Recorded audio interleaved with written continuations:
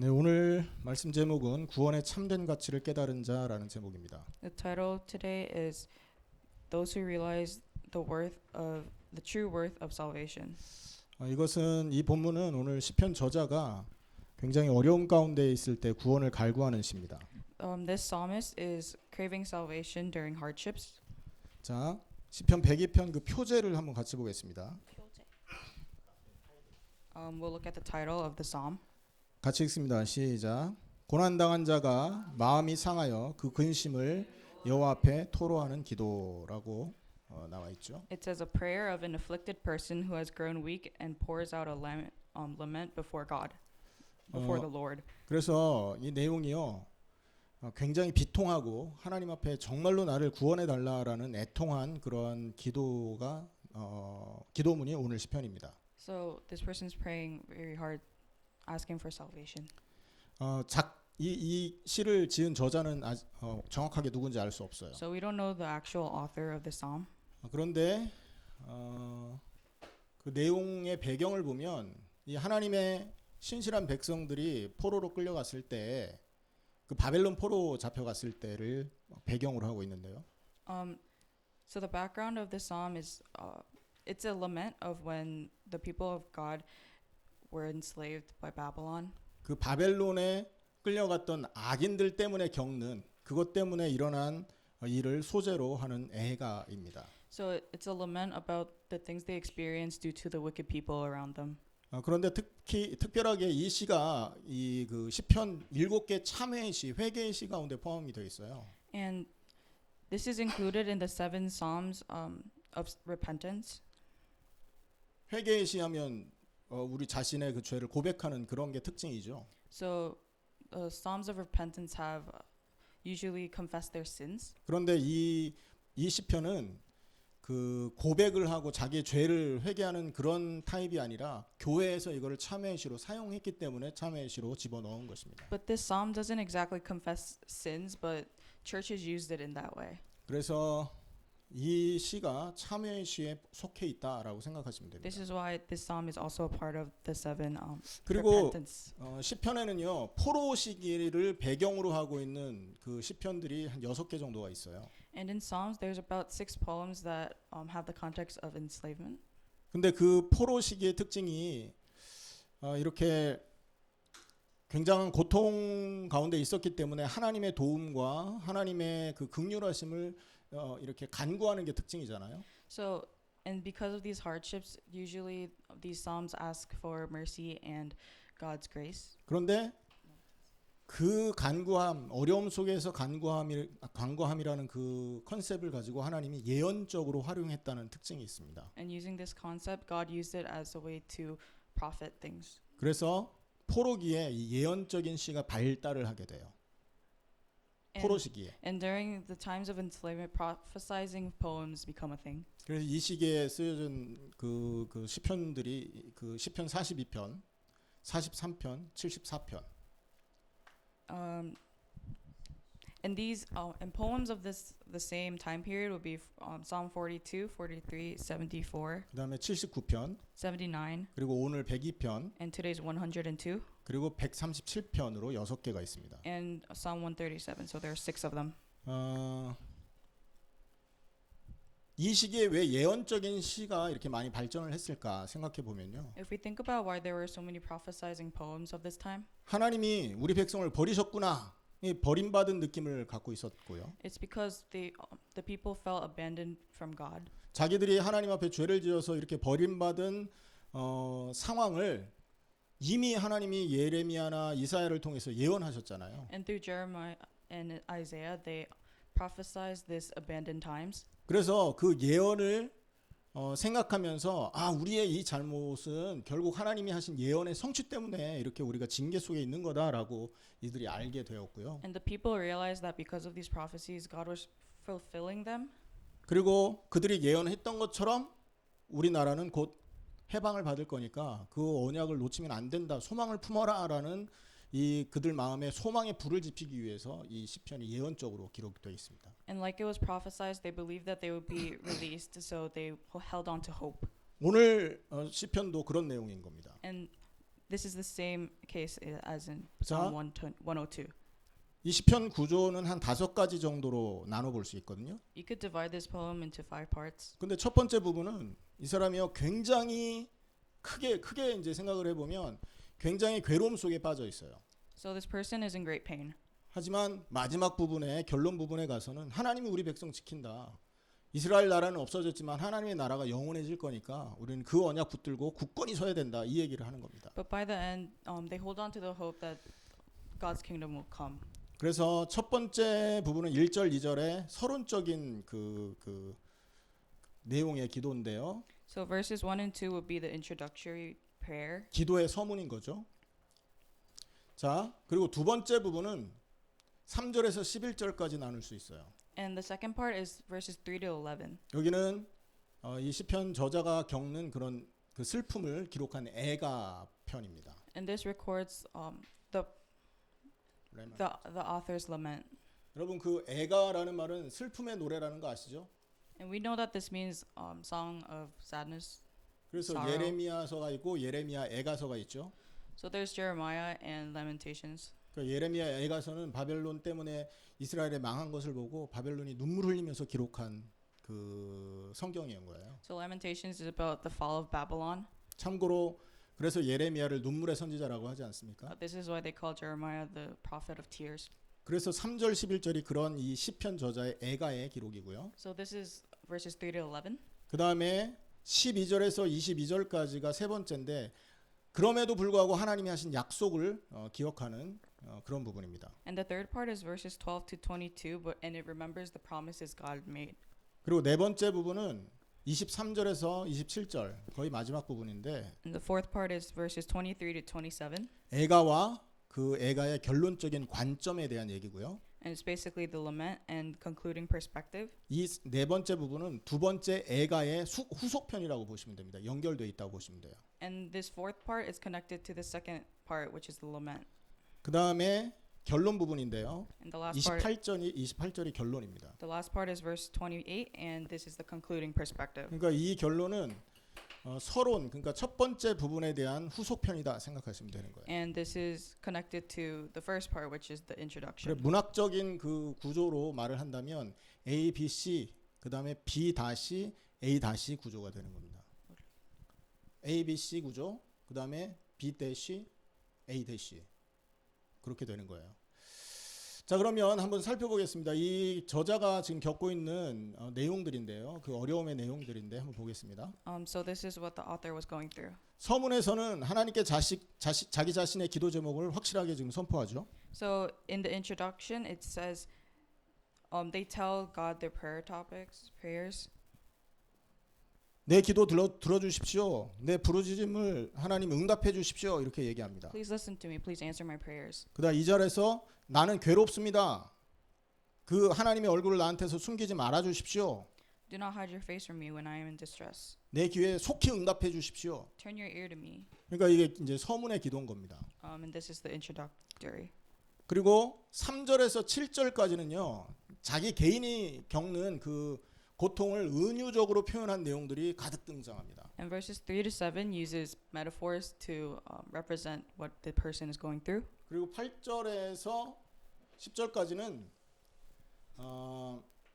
왜 이런 고통을 겪고 있는지에 대한 설명이 나와 있어요. And verses 8 to 10 explain why this person is going through these things. 11절은 그것 때문에 겪게 되는 자신의 고뇌가 있고요. And verse 11 talks about like the anguish they feel. 자, 은유적으로 자기 고통을 어떻게 표현하고 있죠?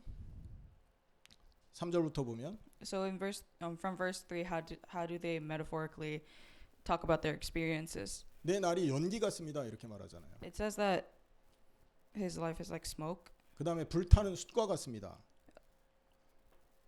like glowing embers. 그다음에 메마른 풀과 같습니다. 4절. And it says in verse 4 it says blighted and withered like grass. 11절에도 나옵니다. And in verse 11 too. 그다음에 나는 새와 같습니다. And it also says I am like a bird 6절과 7절이죠. in verses 6 and 7. 그리고 기울어지는 그림자 같습니다. And it says an evening shadow. 여러분 이 인생을 자기의 인생을 이렇게 비유했는데 무슨 특징이 있을까요? 이런 비유의 특징. What are the characteristics of these metaphors? 우리 인생의 본질이 제한적이고 일시적이고 금방 있다 없어지는 아주 허무한 인생이고 외로운 인생이다라는 걸 표현하고 있는 겁니다. So essentially, these are explaining that life is temporary and limited. 포로 생활하면서 바벨론 포로 생활을 하고 있었는데 그 포로 생활은 죄수와 같은 생활이잖아요. And being slaves of Babylon is like being 죄수, prisoner. in a cell. 그리고 죽을 날 받아놓은 사형수와 같은 그런 상황인 거 아니에요? And it's like they've gotten the death sentence. 그러니까 그 비통한 상황에서 인생의 그 본질에 대한 생각을 계속 하게 됐던 거죠. So this person thought about like the meaning of life during these times. 그리고 적어 내려간 게 인생은 연기고 이렇게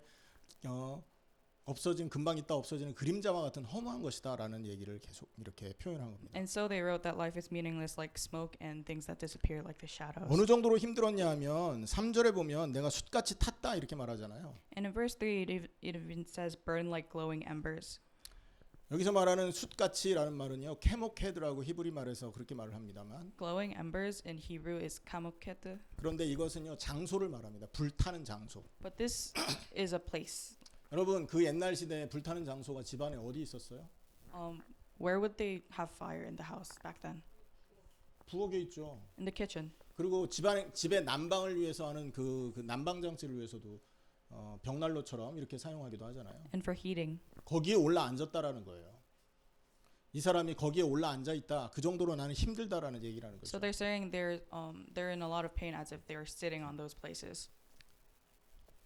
자 그리고 7절 8절에 보면 올빼미가 나오죠. And in verse 7 and 8 it talks about an owl. 6절 6 and 7절에 7 verses 6 and 6절에 7 보면 그 올빼미 부엉이가 나오는데 특징이 있습니다.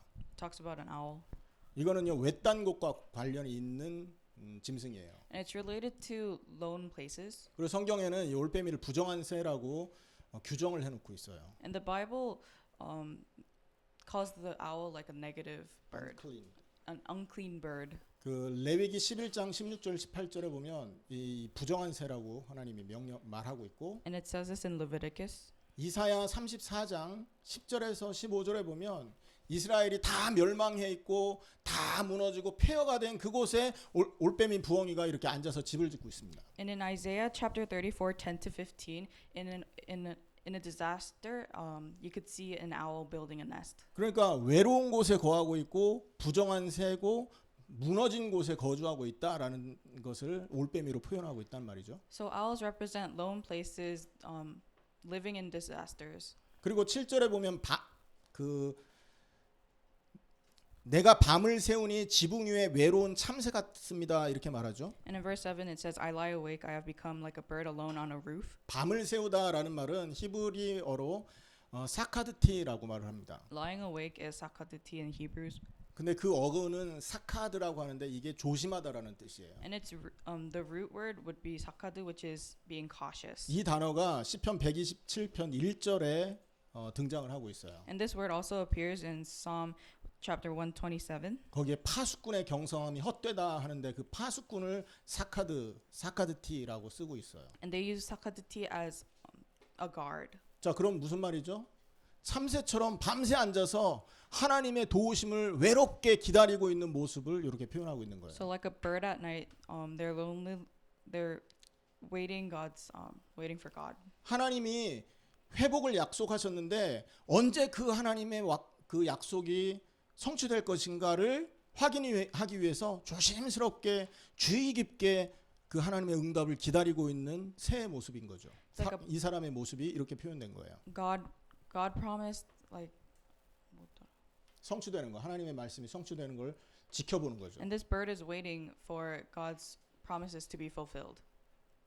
이미 이 사람은요 고통 속에 지금 앉아 있고 많은 고통을 경험한 상태잖아요. This person experienced a lot of bad things. 그러니까 이게 힘드니까 그 힘든 만큼 하나님이 말씀대로 우리를 회복하실 것이 기다려지는 거예요. That's why they're waiting, and so 기다려지는 거죠. so eager to wait for these to be fulfilled. 그래서 외로운 밤에 잠도 자지 않고 깨어서 하나님의 응답을 기다리고 있는 것입니다. This is why he lies awake and waits. 참 외롭고 쓸쓸한 이 하나님 백성의 모습이 그려지지 않습니까? It's a lonesome kingdom. 자, 하나님의 백성들은 외로운 겁니다, 여러분. The people of God are lonely. 주변의 모든 것이 모든 사람이 다 떠나가고 혼자 남았다 할지라도 우리는 하나님 한 분이면 살아남는 거죠. Though everyone around us disappears, with God we can survive. 그 사람이 하나님 백성인 것입니다. And this is the person of God, kingdom of God. 오늘 저자가 이 포로 잡힌 그 어려운 환경 속에서 하나님을 이렇게 하나님의 약속이 성취되기를 고대하면서 지금 말하고 있다는 거죠. So this person's talking, eagerly waiting for God's promises to be fulfilled. 그렇지만 자기의 믿음이 그렇게 하나님의 말씀을 성취될 걸 기다리는 믿음이 있다 해도 변하지 않는 사실은 한 가지가 있죠. Though they have this faith, something remains unchanged.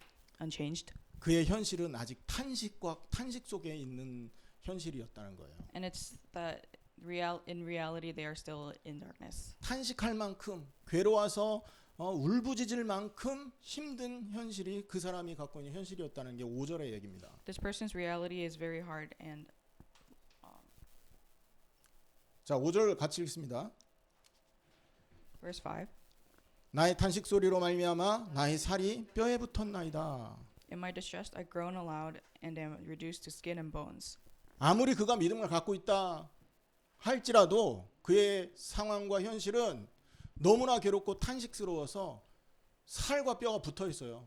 피골이 상접한 그런 상태라는 거죠. They're in so much distress that their situation is groan worthy and they only have skin and bones left. 그리고 9절에 보면 재를 양식같이 먹는데요. And in verse 9 it says I eat ashes as my food. 그리고 또 눈물 섞인 물을 마신다고 합니다. It says and mingled my drink with tears. 이게 그의 현실이었음을 우리는 생각하고 있어야 되겠죠. And we have to remember that this was their reality. 그런 모습을 보면서 하나님은 칭찬을 할지라도 대적들은 어떤 반응을 나타낼까요? So how would their enemies react? 8절에 보면 내 원수들이 종일 나를 비방한다 이렇게 말합니다. Verse 8 it says all day long my enemies taunt me. 대적들은 그의 현실적인 모습, 지금 현실을 겪고 있는 그 어려운 모습을 바라보면서 하나님이 너를 버린 거 아니냐 이렇게 말하고 조롱한다는 거죠. So their enemies taunt them, looking at their situation, saying, "Did God abandon you?" 시편 42편 3절에 보면 네 하나님이 어디 있냐라는 질문을 받았다고 했잖아요. In Psalm 42, they ask, "Where's your God?" 조롱과 함께 하나님께서 어디 계시냐라는 그런 아주 그 불경한 질문들을 쏟아낸다는 것이죠. And they taunt and ask disrespectful questions like, "Where is your God?" 그들은요 하나님에 대한 하나님을 믿지 않고 있기 때문에 하나님을 축복하고 그 백성을 그 백성에게 복을 빌기는커녕 그 백성을 저주하고 조롱하고 멸시한다는 게 그게 특징입니다. They don't believe in God and they taunt the people who do. 우리도 그렇다라는 것을 기억하셔야 돼요. And we have to remember that we're like this as well. 하나님을 믿기 때문에 사람들이 막 축복해주고 야 너 대단하다 이렇게 치켜 세워줄 거라는 생각을 버리시라고요. We have to get rid of the thought that people will praise us for believing in God. 제대로 믿으면요 일반 사람들의 눈에는 그 믿는 사람이 미치광이처럼 보입니다. If we have truth faith, people will think that you are crazy. 그럼에도 불구하고 그 사람들이 알지 못하는 비밀을 우리는 갖고 있기 때문에 흔들리지 않는 거예요. Despite this, we don't shake because we know a truth that they don't know. 무엇이 가장 큰 축복인지를 알고 무엇이 가장 큰 은혜인지를 알기 때문에 그들의 말에 시험 들거나 넘어지지를 않는다는 것이죠. We know what the biggest blessing is and we know what the biggest grace is, so we don't shake. 10절에 보면 그 주의 분노와 진노로 말미암아 주께서 나를 들어서 던졌다 이렇게 표현하죠. And in verse 10 it says, "Because of your great wrath, for you have taken me up and thrown me aside." 이 102편의 후반부에 보면 이 시편 기자는 하나님이 그 사랑하는 자기 백성을 버리지 않을 걸 확실히 믿고 있습니다. If you see at the end of Psalm 102, the writer firmly believes that God won't abandon them. 하지만 그의 믿음과 관계없이 자기는 지금 하나님의 큰 진노를 온몸으로 맞고 있다라고 표현을 하고 있는 But 거예요. regardless, this person is saying that they are receiving God's wrath. 이번에 아이다가 미국 전역을 휩쓸었지 않습니까? 그 태풍이 그와 같이 하나님의 진노가 자기 자신을 이렇게 집어삼키고 던져버렸다라고 생각하는 거죠. like Hurricane Ida, they're saying that the wrath like swallowed him up and threw him aside. 이게 그러니까 말로 표현할 수 없는 고통이 되는 것입니다. So it's like inexplicable pain. 11절에 보면 Verse 11. 내 날이 기울어지는 그림자 같고 내가 풀에 시들어짐 같으니이다 이렇게 말하고 있어요. My days are like the evening shadow. I wither away like grass. 이 말은요 무슨 말일까요? What does this mean? 생존의 의문이 생길 정도로 절망이 되는 겁니다. 지금 He's questioning his survival. 나 이렇게 살아도 돼? Can I live like this? 얼마나 절망스러우면 그런 질문을 하겠습니까? How 그리고 저자는 그런 이 고백을 통해서 11절의 이 고백을 통해서 나는 풀과 같이 금방 시들어 없어질 그리고 아침 안개가 슉 없어지는 것과 같은 그런 일시적인 존재이고 우리의 그 영원한 본질이신 하나님을 생각해야만 되는 존재라는 것을 여기서 다시 한번 상기하는 것이죠. So this person remembers that their life is limited, just like and it's easy to break like withering grass, and they have to remember that only with God they are forever. 지금 두 번째 부분 애가의 부분을 살펴본 거죠. And we were looking at the lament part. 그런데 이 애가로 이 사람은 이 시편을 끝내고 있지 않아요. But this person doesn't end the poem with the laments. 12절에서 22절까지는 그런 상황에 있으면서 이 사람은 하나님이 하신 약속을 바라보는 겁니다. The psalmist writes in verses 12 to 22 and faces these promises that God made. 이사야와 예레미야를 통해서 하나님이 주신 그 언약. 여러분 바벨론과 이사야 시대는 몇백 년 차이가 난다 그랬잖아요. 그 언약을 잊어먹지 않고 붙드는 거예요. This person is remembering the prophecies that Isaiah and Jeremiah made. 그래서 그 언약 때문에 이 사람은 지금 소망을 다시 품고 있는 거예요. And this person is holding on to hope because of these covenants. 이게 하나님의 백성인 겁니다. And this is a person of God. 어떤 상황이 왔다. 정말로 절망적이다.